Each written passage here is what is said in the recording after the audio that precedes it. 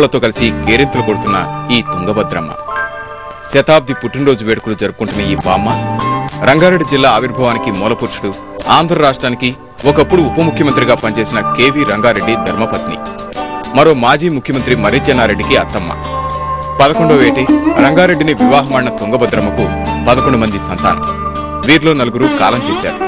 తన సంతానం, వారికి పుట్టిన బిడ్డలు, వారి వారసులు, ఇలా 148 మంది కుటుంబ సభ్యులతో ఈ బామ్మ ప్రస్తుతం ప్రశాంతంగా కాలం వెళ్లదీస్తున్నారు. మాతృత్వానికి నిలువెత్తు నిదర్శనంగా కనిపించే తుంగభద్రమ్మ అరమరికలు లేని మనస్తత్వమే ఈ జీవన విజయానికి కారణమని విశ్లేషిస్తున్నారు ఆమె మనవడు డాక్టర్ అవనీంద్ర.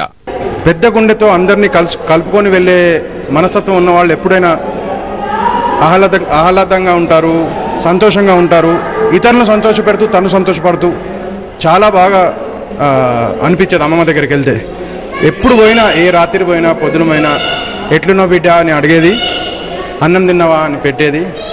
మా ఎంబడి ఎంతమంది ఫ్రెండ్స్ ఉన్నా, దోస్తులున్నా అందరికీ కల్పించుకొని మాట్లాడిపించుకొని తినిపించేది.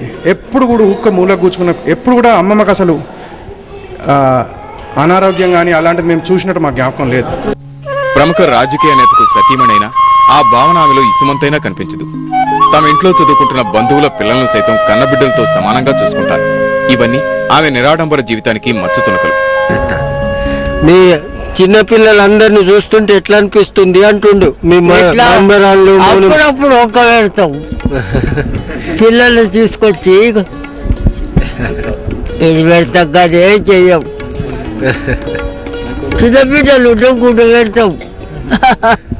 సాటి మనుషుల పట్ల ప్రేమ భావన, కష్టాల్లోనూ చెక్కుచెదరని ప్రశాంతతే ఆమె ఆరోగ్య రహస్యమంటారు తుంగభద్రమ్మ వారసులు. అంటే మా దగ్గర ఒక పెద్ద హాస్టల్ మాదిరి ఉండేదండి. ఆ కాలంలో పట్టణంలో ఇండ్లు అందరికి లేకుండేది కాబట్టి మా చిన్నాయనలు, పెద్దనాయలు అందరూ కూడా మా ఇంట్లోనే ఉండి చదువుకునేవాళ్ళు. అయితే అందరిని కూడా తన పిల్లలను మించి వాళ్లను ఆదరించి కన్నతల్లిని మించి తను చూసిందన్నమాట. అట్లా హాస్టల్ మాదిరి ఉండి మేము ఇప్పటికి కూడా గంట కొడితే భోజనానికి వచ్చేది. కులం, మతం అన్నవి మనం సృష్టించుకున్న మూఢనమ్మకాలని శుద్ధులు చెప్పడమే కాదు, తన ఇంట్లోనూ మతాంతర వివాహాలకు ప్రోత్సాహమిచ్చిన మంచి మనసు తుంగభద్రమది.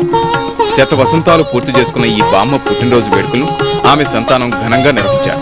ఈ సందర్భంగా దేశ విదేశాల్లో ఉంటున్న తుంగభద్రమ్మ వారసులు హాజరై ఆమె దీవెనలు అందుకున్నారు.